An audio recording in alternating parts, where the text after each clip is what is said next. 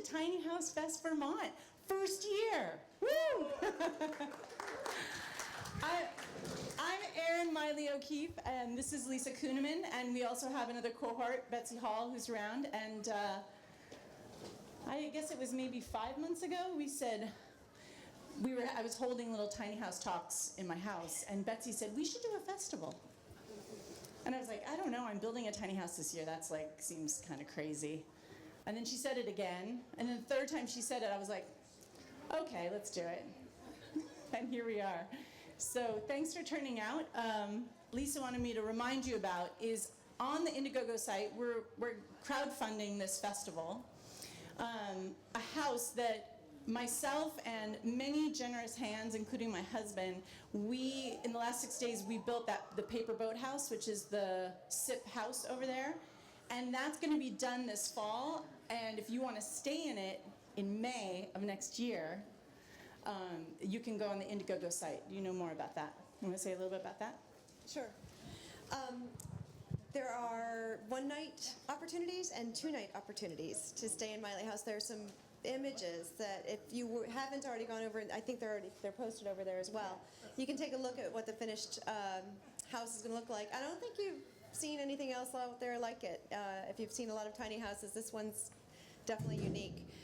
So, it's a great opportunity because once Erin and Kevin move in, I think that opportunity will be gone. So, thanks for coming and making it what it is. Yeah. So, and like Lisa said, this festival is really about integrating into downtown Brattleboro. So we're really encouraging also the restaurants throughout Brattleboro have Tiny Bites menus, which is why we don't have food vendors here. So please, if you're not from Brattleboro or you are from Brattleboro, take a walk through the town and support our local businesses. That's part of what makes it great. We do have sponsors that are helping. Being the first year, anything that starts up the first time, people want to see a track record, and then they get on board. So we do have a few brave sponsors I'd like to mention. Manny's TV and Appliance has been very generous. We really, not only with financial support, but just a fantastic online cheerleading campaign. So we appreciate that very much. We have sponsorship from Chroma Tech up in Bellows Falls and from Recycle Away. They have containers for recycling. Usually see them in public places and schools, public buildings. And they're centered right here in Brattleboro. We have a list of partners, local partners, that is, every time I look at it, I can't believe it. Really want to shout out to the Latches Hotel. Their support has been incredible. They knew what we were after when we said we wanted to be in this space. They understood what we were trying to do in the way of imagining how our spaces could be used. And they got on board and were very supportive.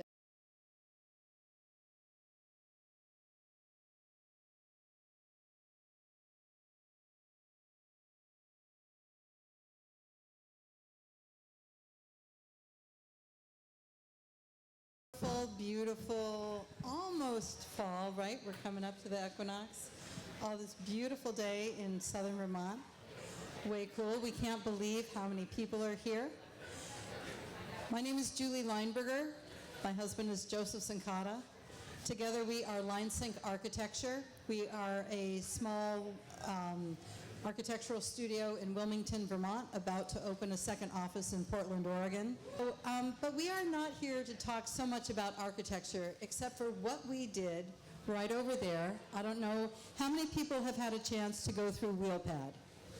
So you know a bit of this. So I'm standing right in front of the slideshow. This is going to be a slideshow that my husband will put through. It's about the building of WheelPad. Since a lot of you know the story, I'll go through it really quickly. I'm just going to go on the other side. WheelPad was inspired by a dear friend of ours who 4 days before his 26th birthday was involved in a terrible pool accident and became quadriplegic. When he got out of rehab, Nike, who had offered him a job, honored their job, gave him adaptive materials, But when he went there, he could not find an accessible apartment where a caregiver could help him in the shower. So he had to live isolated in a hotel for 8 months. Then he finally found an accessible apartment. When he did that, he decided to buy a house. We renovated for him. On the brochure is a little related video about Riley Poor's house. But while I was doing it, Joseph came up with this idea, hey Riley, what if there had been an accessible bedroom and bathroom that could have attached to someone's house so that while you were learning how to live life in a wheelchair, while you were figuring out your new life, that you could have been with family through this crisis. So we developed this. Riley said yes. Riley's minority owner in WheelPad L3C. L3C is a low-income limited liability company where foundations can continue to give us money as part of their program-related investment. Our long-term goal is to create our own manufacturing facility in economically depressed Wilmington, Vermont, and in 20 years, when I'm ready to retire, the architect says he's going on forever, but when I'm ready to retire, I will sell WheelPad L3C to the employees. So the things that are most important to this is even among, tiny house, there are so many minor things you can do and other major things you can do to make something universally accessible. In this day and age, with more and more people living through various health crises that even 4 and 5 years ago would not be alive, there is much more need for accessibility in all forms. And just because you make something accessible doesn't mean you have to be in a wheelchair or have mobility issues to use it. If it's universally accessible, that's the main thing. It's accessible for everybody. So in our house designs, in our designs for offices, for foundations, for municipalities, whatever we do, everything we do is accessible. So I am here to introduce Joseph. He's going to give you, this is our slideshow about the construction of WheelPad. We won a lot of business plan competitions, starting with Strolling of the Heifers, BDCC competition, most recently with Launch Vermont, which has funded WheelPad, and now we're ready to go into production this winter. So Joseph's going to walk you through some of the more easy and more difficult accessibility issues that can be used for any building project. Thank you, Julie. My name is Joseph, and I designed WheelPad. I designed WheelPad based on the story that Julie just told you. It was a story that's near and dear to our heart because Riley played with our children when he was 5 years old. The story of the WheelPad is that Riley, who inspired this, was near and dear to us. He'd been playing with our children since he was 5 years old. So when he had the accident, and then tragically, and became quadriplegic, I just watched how he was struggling for 3 years to get his own place to stay. And I just felt like this is a design problem, and there's a solution, and it's way better than what exists. And that's where I came up with this idea of something as easy as a trailer that could come up to you that would be completely accessible, completely insulated, completely independent, have its own heat, have its own hot water, would be easy to plug and play with a house so that it would pull up to the house and be very simply attached to the house within a day. The idea spurred us to look at tiny houses, which had really come a long way towards answering the problem of what it feels like to be in a small space. And we used a lot of the ideas from the tiny house movement. And in fact, the very trailer that our WheelPad is sitting on is a tumbleweed trailer. So we had all the engineering done for us. If you know anything about me, I'm already designing the next type of trailer, which I think will be lighter weight, aluminum, and stronger and faster. So I am basically concerned with the space feeling, not only addressing the needs, but to feel like a nice place to be. And that's where we first came up with the idea of this whole product would be built out of SIP panels. And there are a number of really good structural insulated panel companies. And that's what you're seeing as OSB. On two sides, OSB is a fancy word for wafer board, but it's APA approved and registered, so therefore it's structurally sound. It is sandwiched over 6 inches of foam. It is an incredibly strong and well-insulated material. We have a one-piece roof, and that's what you're seeing. It's 24 feet long. The specs on our trailer are 8'6" by 24 by 13.8 high. I wanted this to be pulled by a regular Ford F-250, F-350 with a tow package. To be able to go anywhere I needed to, I've rolled this thing on dirt roads in Vermont, and it worked, which was a relief. Google took us there. I did not intend to go on these dirt roads. It said, oh, traffic's heavy over here. Why don't you go this way? It doesn't say, like, this is a dirt road class 4. And I was like, whoa! But not a crack in there. The walls are finished with a product called Laticrete, a bi-Laticrete, a product called Thinset. It's normally used to adhere tiles to walls and floors.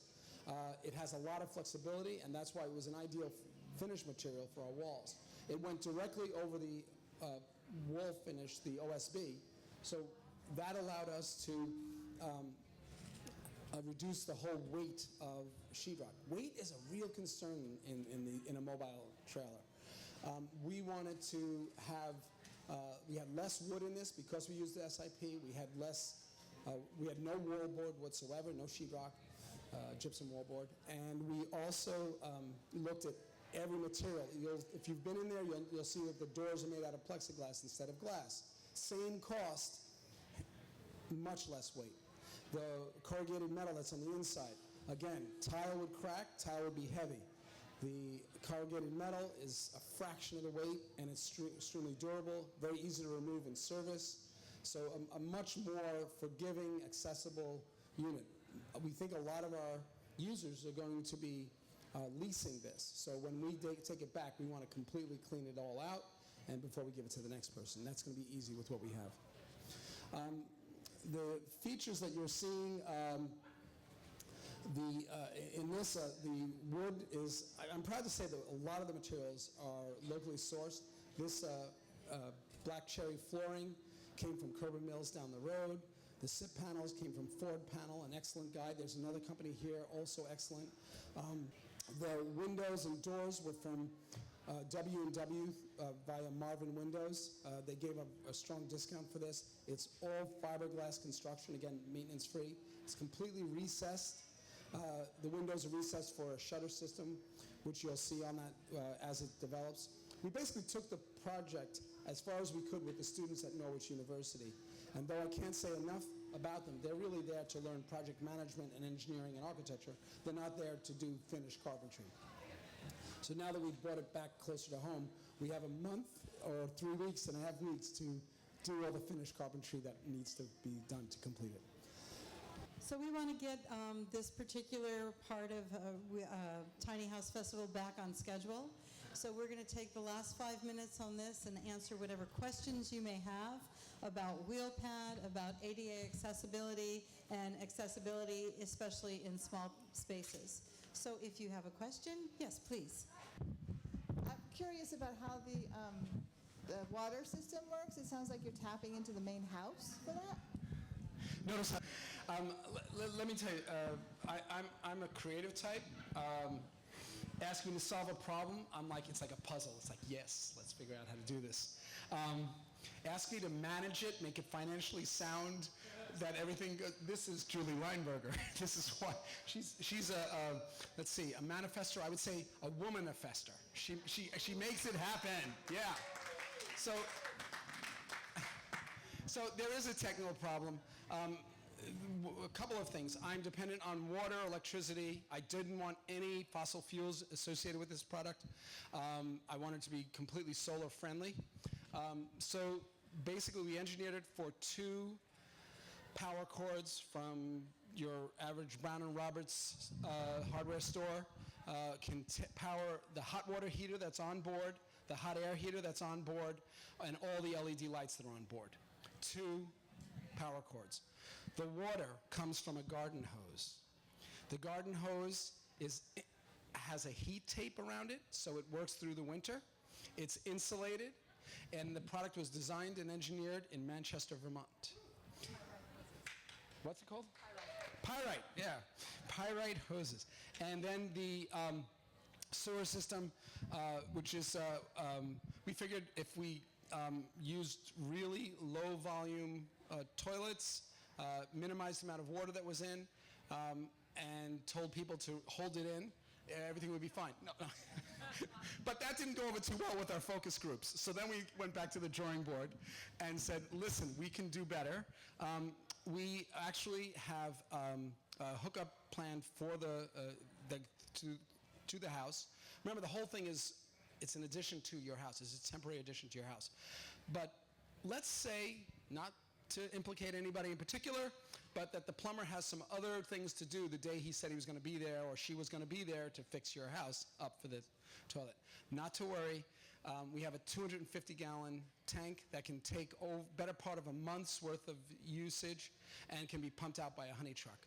So that slides underneath the wheel pad and can come out to be pumped. So you've got some slough time while the plumber gets their act together. So that takes care of all four. Any other questions? So have you teamed up with Rich Earth? With who? Rich Earth?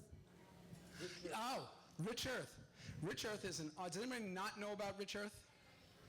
Okay, right here in Brattleboro is the most exciting project that I think is going on for how to deal with human waste and make it the fertilizer that it's meant to be. And they have, so far as I know, the only federally approved program that is being closely monitored that allows for urine to be collected and used in agriculture, and it is working really, really well. Yes, we are teaming up with them and looking at solutions for them. Excellent product. So go over there and check out Rich Earth Institute. In order to get us back on track, I'm going to take one more question, and then Tiny House. Oh, okay, I'll take two. What's your permitting process with your local municipalities? We were talking with Chris Campany of Wyndham Regional, and he's vetted this fully. In most communities in Vermont, if you keep it on wheels, it's like having a camper up snug to your house. It does not require zoning, it does not trip zoning, nor require a building permit. If you're in a community that has covenants, it might be separate. If you want a permanent model, you have to go through the typical building permit zoning of your municipality. And we are going to have both lease models and permanent models for that reason. Is there the possibility of insurance paying for it? That is my big new nut. She asked if there was a possibility of insurance paying for it. That is our goal.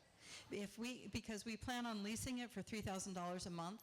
So I have had many appointments, and I assume I will have many, many, many, many more with Blue Cross Blue Shield, Medicaid, Medicare, because in the long run, if you put someone in a facility, it's up $5,000 up. So this would save them money and help people be where they want to be, which is at home. So it is a long process to go through those. I have a meeting in DC in October. I'm having all these meetings. That is my goal. My goal is to have them be my customer, where the end user is people like you and me. So thank you very much. Oh, wait. Okay.